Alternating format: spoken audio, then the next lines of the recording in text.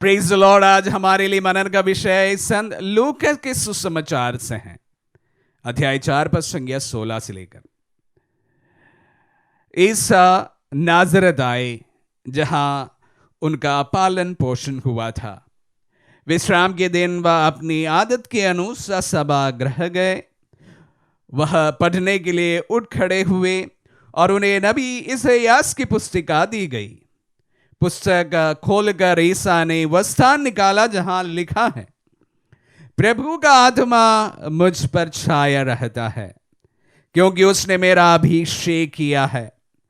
उसने मुझे भेजा है जिससे मैं दरिद्रों को सुसमाचार सुनाऊं, बंदियों को मुक्ति का, अंधों को दृष्टिदान का संदेश दूं, दलितों को स्वतंत्र करूं और प्रभु के अनुग्रह का वर्ष घोषित करूं।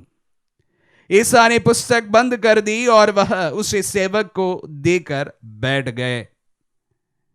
सभागृह के सब लोगों की आंखें उन पर टिकी हुई थी। कृष्ण में प्यारे भाई और बहनों, सुसमाचार का पाठ आज थोड़ा सा लंबा है, लेकिन मैं यहां तक आप सबों के साथ में ध्यान करना चाहूंगा।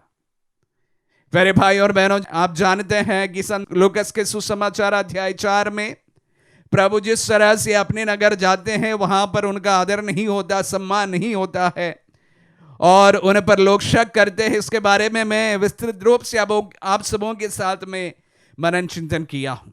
प्रभु का वर्ष, प्रभु का समय कुछ चिन्हों से भरा रहेगा, जिसका झलक आज के वचनों में हमें मिलता है। क्या कहा गया है? Proclaiming the release. अध्याय 4 पद संज्ञा 18 में हम इस प्रकार पढ़ते हैं, प्रभु का आत्मा मुझ पर छाया रहता है, क्योंकि उसने मुझे अभिषेक किया है। उसने मुझे भेजा है, क्यों? जिससे मैं दरिद्रों को सुसमाचार सुनाऊं। किस प्रकार का सुसमाचार? दरिद्रों को मुक्ति का। Proclaiming the release. प्रभु का वचन हमें स्वतंत्र करता है। किसी भी प्रकार का बंधन हो, उन बंधनों से हमें मुक्ति प्रदान करता है। प्रभु का वचन आपको मुक्ति प्रदान करेगा। आप किसी भी प्रकार के बंधन में इस वक्त में हैं, प्रभु आपके तमाम बंधनों को उनके वचनों के द्वारा आपसे दूर करेगा। आगे पढ़ते हैं, अंधों को दृष्टिदान का संदेश दूं। कहने का तात्पर्य है रेस्टोरिंग साइट। हमें सच्चाई देखने का वो वरदान अवश्य प्रदान करेगा। जो कोई अंधा है, किसी भी प्रकार का अंधेपन की बात यहां पर की जाती है। फिजिकली हम अंधे हो सकते हैं, आत्मिक रूप से भी हम अंधे हो सकते हैं। फिजिकली जो अंधे होते हैं उन्हें भी प्रभु दृष्टिदान का वरदान देते हैं, और जो आत्मिक रूप से अंधे होते हैं पाप के बंधनों से, उन्हें भी प्रभु अपने जीवन में दृष्टिदान प्रदान करते हैं। हम इस वक्त प्रभु की इस आराधना में प्रार्थना करें कि प्रभु हमारे जीवन का किसी भी प्रकार का अंधकार हो उसको मिटा दे। प्रभु का वचन, प्रभु की बातें, प्रभु के कार्य सभी इसी पर आधारित था, ताकि हमें दृष्टि प्रदान कर सके। आगे हम पढ़ते हैं, दलितों को स्वतंत्र करूं, सेटिंग एवरीवन फ्री। पहले मैंने कहा था कि बंधनों से छुटकारा, और उससे ज्यादा प्रभु कहते हैं कि प्रभु का वचन और प्रभु का कार्य और प्रभु की बातें हम सबको स्वतंत्र करेंगे। स्वतंत्रता वहां तक सीमित नहीं है प्यारे भाई और बहनों। स्वतंत्रता तब पूरा होता है जब हम एहसास करते हैं, महसूस करते हैं कि हम प्रभु के पुत्र पुत्रियां हैं। वही सच्ची स्वतंत्रता है।